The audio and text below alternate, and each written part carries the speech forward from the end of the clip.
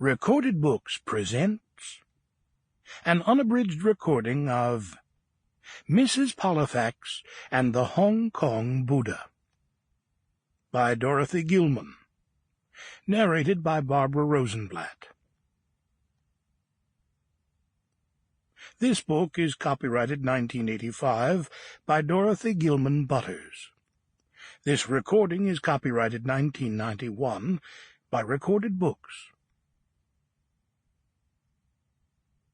Faster than she can say her name, the newly married Mrs. Pollifax is packed and ready to go on another adventure, her most dangerous assignment yet. Lured away from renovating her idyllic country home, she flies off to Hong Kong, where a young agent whom she'd helped smuggle out of mainland China holds the answers to what is going on at the sinister Feng Imports, a one-time agency front. And now, Mrs. Pollifax and the Hong Kong Buddha. Chapter 1. It was raining, a driving spring rain that slashed at the windows, and Mrs. Pollifax hoped that it was not raining in the wilds of Vermont, where Cyrus had gone for a 10-day bird-watching expedition that would find him crouching for hours in the shrubbery or ensconced in a tree with field glasses.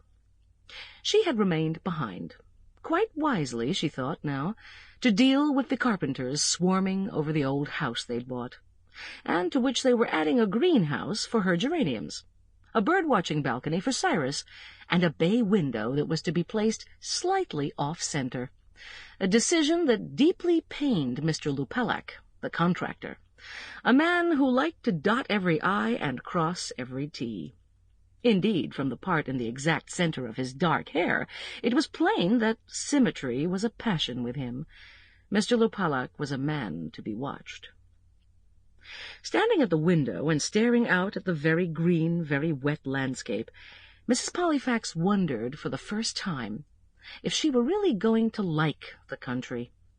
She could admire the sweep of green lawn, wet, the curve of road beyond, empty, the spire of a church barely visible above a dripping willow tree, but it was certainly a scene that lacked movement, sound, and drama.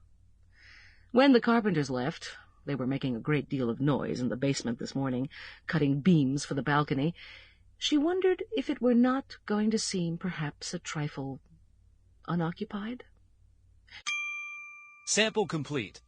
Ready to continue?